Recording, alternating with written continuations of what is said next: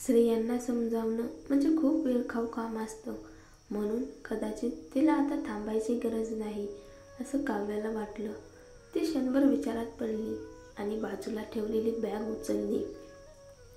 निघायची तयारी करत होती तेव्हाच दारात रुद्र दिसला. काय करतेस? काव्या दचकली. तू परत आलास? रुद्रने तिच्या हातातली बॅग पाहिली. एवढं कष्ट करून माझी सेवा केलीस आणि आता निघायचं आहे का?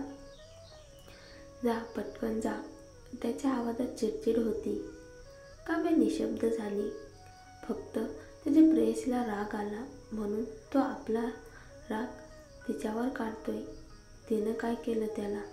मी आता जाणार नाही. तू परत आलास ना? खरंच तुझ्या प्रेयसीच्या रागात मलाच का ओढतोस? ती पुटपुटली. तिनं बॅग खाली ठेवली आणि त्याला पाणी ओतून दिलं. मनात राग आला तरी त्याची सेवा करणं तिला भाग होतं, कारण ती त्याची ऋणी होती. रुद्र बेडवर बसून तिच्याकडे पाहत राहिला. या काही दिवसात त्याला खरं कळलं होतं. साक्षी गेल्यानंतर तो खूप खचला होता. त्यावेळी त्याला वाटलं होतं साक्षी परत आली तर ती पश्चाताप करेल आणि त्याचं मन पुन्हा जुळून येईल. पण प्रत्यक्षात ती परत आली तेव्हा सगळं वेगळंच वाटलं.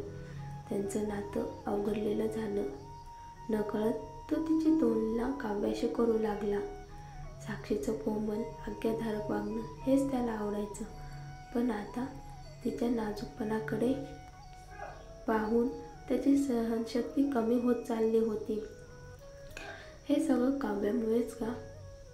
रुद्रनं दुसऱ्या दिवशी हॉस्पिटलमधून डिस्चार्ज घ्यायचं ठरवलं. काव्याचं केअरटेकर कामही पूर्ण झालं.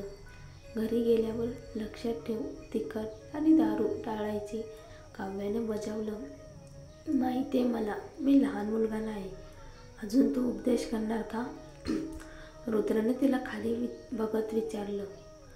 मग गंभीर होत म्हणाला, आज पार्टीला जाताना माझ्याशी सतत संपर्कात राहा. काळजी करू नकोस. मला कळते काय करायचं ते. काव्या हलकं हसून म्हणाली आणि निघून गेली. संध्याकाळी मनोजनं तिच्यासाठी कार पाठवली. काव्या पटकन बसली. तो नेटका सूट घालून आल्हाददायक दिसत होता. हॅलो काव्या गव्हाणे, आज रात्री मला सोबत दे, एवढंच मागणं आहे. मनोज म्हणाला. हे कसला त्रास? तुमच्या निमंत्रणानं मला आनंदच आहे. काव्याने सभ्य पण कृत्रिम हसून उत्तर दिलं. मनोज स्मित हास्य करत गेला. तेवढ्यात रुद्रला शांत बसविला. त्याने मनोजची खरी ताकद आधी पाहिली होती. तो खरंच धोकादायक माणूस होता. काव्या हुशार होती, पण काही गोष्टीत ती भोळी होती. त्याने वेळ बघितली आणि काम सोडून थेट बिल्डिंग इंडस्ट्रीच्या पार्टीला जायचं ठरवलं. माधव, पार्टीसाठी आमंत्रण तयार ठेव. आपण कार्यक्रमाला जाणार आहोत. हो सर. माधव दार उघडायला गेला आणि आश्चर्यानं बघतो तर तिथं साक्षी उभी होती. ती सकाळी आली नव्हती, त्यामुळे तो समजला होता की आज ती येणारच नाही. पण आता ती डोळे लाल करून उभी होती, म्हणजे खूप वेळ ती रडत होती. रुद्रने वर बघितलं. साक्षी. ती हसली, पण सुजलेले डोळे तिचा खरा भाव दडवू शकले नाहीत. उशीर झाला. माफ कर. मी सुट्टी मागायला विसरले. काल उशिरा झोपले म्हणून उठले नाही. रुद्र शांतपणे म्हणाला. साक्षी. ती हसली. काय झालं रुद्र? तुला विचारायचंय ना मी ठीक आहे का? मी अगदी ठीक आहे. काल मी जरा जास्त भावनिक झाले आणि काहीतरी फालतू बोलले. त्याला मनावर घेऊ नकोस. घरी गेल्यावर मला समजलं की आपलं एकत्र होणं आता शक्य नाही. तू आणि काव्या अजून घटस्फोट घेतलेला नाही आणि तिचं तुझ्या मुलाची आई आहे, त्यामुळे आपल्यात काही होणं शक्य आहे. रुद्र तिच्या चेहऱ्याकडे बघत राहिला. तिचा भाव खरा वाटत होता. आपली इतक्या वर्षाची ओळख आहे, अशा भावनांमुळे आपण शत्रू का व्हावं? स्त्री पुरुषांमध्ये फक्त प्रेमसंबंधच असतात का? आपण मित्रही राहू शकतो. लढाई का करायची? रुद्र थोडा थक्क झाला, पण लगेच हसला.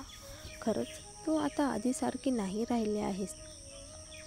अर्थात मी जवळपास 30 वर्षाची आहे. ती विनोद करत म्हणाली. आज मला पार्टीला जायचं आहे. तू हवं तेव्हा निघू शकतेस. खरंच? मग छान. मी घरी जाऊन झोप घेते, साक्षी म्हणाली. रुद्र निघून गेला आणि तिचं हसू हळूहळू विरून गेलं. मनात, काव्या, जर तू माझा हृदय हिसकावून घेणार असशील तर थांबून बघ. मी तुला सहज सोडणार नाही. मी दुःखी असेन तर कोणीही आनंदात राहणार नाही. काव्या आणि मनोज पार्टीला पोहोचले. सगळ्यांचं लक्ष त्यांच्यावर गेलं. काव्या साधी बाई नाही. लोक कुजबुजू लागले. ऐकले ती उत्तम डिझायनर आहे म्हणूनच सुभेदार फॅमिलीने तिला सोडलं नाही. लोक बोलत होते पण मनोज काही ऐकत नव्हता. त्याने काव्याला बसवलं आणि प्यायला ग्लास दिला. काव्या, एक ड्रिंक घे. काव्याने ग्लासाकडे बघून फेंट हसत उत्तर दिलं, मी दारू पित नाही. मनोज लगेच संशयाने म्हणाला, माझा मान राखणार नाही? तसं नाही, खरंच मी पिऊ शकत नाही. काव्याला जाणवलं की तो खूप धूर्त आहे, पण तिनं धोका घेणं शक्य नव्हतं. कदाचित ड्रिंकमध्ये काहीतरी असेल. मनोज खोलवर तिच्याकडे पाहत म्हणाला, तुझ्याबद्दल काही ऐकलंय. तुला हरकत नसेल तर सांगतो. तुझा विकाससोबत काही वाद आहे म्हणे. विकासचं नाव ऐकून काव्याचे डोळे चमकले. मनोजला सर्व माहिती असल्यासारखं वाटत होतं. काव्या सावध आवाजात म्हणाले, हो, आमच्यात काही जुनं आहे. तो सतत मला त्रास देतो. जर मी तुला सांगितलं की मी तुला त्याच्यापासून कायमचं वाचवू शकतो तर माझा आभार कसं मानशील? काव्या थक्क झाली. त्याच्या चेहऱ्यावरचा निर्विकार भाव तिला खरा वाटत होता. खरंच त्याच्याकडे ती ताकद होती. पण शैतानाशी करार केला तर शेवटी गिळलं जाणार हे तिला ठाऊक होतं. तुमच्या कृपेसाठी धन्यवाद मिस्टर मनोज, पण मला आता काही फरक पडत नाही. त्याला शिक्षा मिळाली आहेच. आता मी त्याच्याविरुद्ध काही करायचं नाही, काव्या म्हणाली. मनोजचं हसू आणखी गडद झालं. म्हणजे तू माझ्यापासून सावध आहेस? काव्या हलके हसली. आपण नुकतेच भेटलो आहोत. सावध राहणं स्वाभाविकच आहे ना? बरं, मग एक गोष्ट विचारतो. तुझी मुलगी सध्या माझ्या हातात आहे. जर मी तुला हा वाईनचा ग्लास प्यायला सांगितला तर तू पेईलस का? काव्या दचकली. काव्या अचानक उठली. मनोज, तू माझ्या मुलीला नेलं आहेस का? मनोज हलके हसला. ती रुद्रची मुलगी आहे, बरोबर? मला वाटतं ती खूप मौल्यवान आहे, म्हणूनच तिला मी नेलं. तुला काय हवंय? काव्याला अजिबात अपेक्षा नव्हती की तो आयशाला लक्ष करेल. तो हळुवारपणे टेबलावरच्या ग्लासकडे बोट दाखवत म्हणाला, मी आधीच सांगितले मला हवंय तू हे वाईन प्यायचं. काव्याची नजर ग्लासवर गेली. तिनं स्वतःला शांत ठेवायचा प्रयत्न केला. मनोज, तू म्हणतोस की माझ्या मुलीला नेलं आहेस. मी तुला खरंच मानावं का? माहिती आहे तुला विश्वास बसणार नाही, पण तू चैतन्याला फोन करून विचारू शकतेस आयशा गायब आहे का ते. काव्यानं पटकन फोन उचलला आणि चैतन्याला कॉल केला. आयशा तुझ्याकडे आहे का? मीच तुला कॉल करणार होतो. आयशा गायब आहे. मी तिला शाळेतून घ्यायला गेलो होतो, पण ती तिथे नव्हती. कदाचित ती पुन्हा खेळायला गेली असेल असं वाटतं. काव्याचं हृदय थरारलं. तिने शांतपणे फोन ठेवला. मनोज, माझी मुलगी कुठे आहे? आधी पिऊन घे, मग सांगतो. त्याने ग्लासकडे इशारा केला. काव्याने रागाने दात चावले, पण तरीही ग्लास उचलला. मनोज, जर माझ्या मुलीला हात लावलास तर तुला असं दुःख देईल की आयुष्यभर विसरणार नाहीस, ती म्हणाली. हे बोलून तिनं वाईनचं एक घोट घेतला. मनोज समाधानाने हसला. अगदी योग्य. अशा वेळीही तू माझ्याशी वाद घालतेस. मला असे लोक आवडतात जे नियम पाळत नाहीत. वाईन चमताच काव्याला अंग गरम होत असल्यासारखं वाटलं. हे काय होते? मनोजला तर पुरुष आवडतात, मग त्यानं असं औषध का घातलं असेल? काव्या शुद्ध हरपाच्या स्थितीत होती. तिचे पापण्या जड झाल्या. डायझेपॅम ती पुटपुटली. मनोजने तिला बेशुद्ध होताना पाहिलं आणि माणसांना खून केली. तिला घेऊन जा. काही वेळानं रुद्र पार्टीला पोचला. त्यानं बरीच शोधाशोध केली, पण काव्या कुठेच दिसली नाही. तो विचार करत असतानाच त्याला एक अनोळखी नंबरवरून कॉल आला. रुद्र, जर तुला तुझ्या बायकोचं काही व्हायला नको असेल तर लगेच 301 रूममध्ये ये. रुद्र भडकला. काव्या, तिचं काय केलंस? फोनच्या दुसऱ्या टोकावरून हसू आलं. जर तू उशिरा आलास तर तुला ती काही लोकांच्या हवाली झालेली दिसेल. त्याच्या फोनवर एक व्हिडिओ आला. त्यात काव्या बेडवर पडलेली दिसत होती आणि काही पुरुष तिच्याकडे वाईट नजरेने बघत होते. रुद्रचा राग अनावर झाला. तो लगेच वरच्या मजल्यावर धावला. तो आत शिरताच कोणीतरी मागून डोक्यावर प्रहार केला. तो खाली कोसळला. मनोज डोळ्यात विक्षिप्त चमक घेऊन म्हणाला, रुद्र, अखेर तू माझ्या हातात आलास. तुला आठवतं का शाळेत तू मला कसा त्रास दिलास? मी कुत्र्यासारखं जगलो. आता तुला दुप्पट परतफेड करायची आहे. तो रुद्रच्या चेहऱ्यावरून हात फिरवू लागला.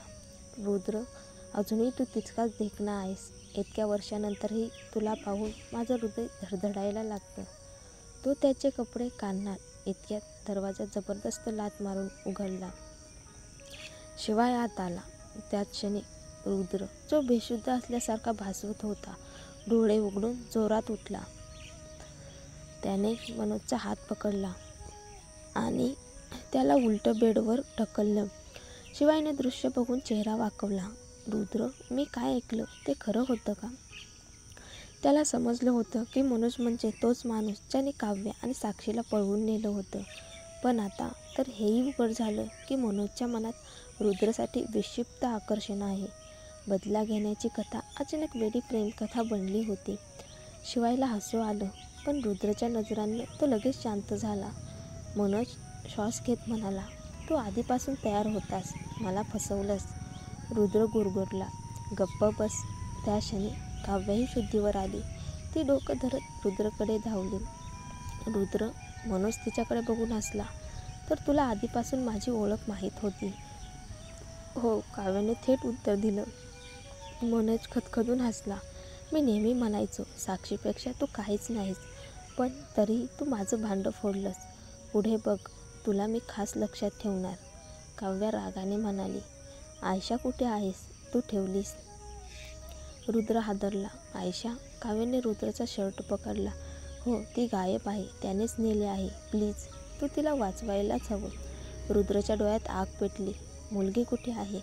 मनोज हसत म्हणाला, जर तुला खरंच हवंय मी सांगावं तर मला फक्त एका रात्रीसाठी साथ दे.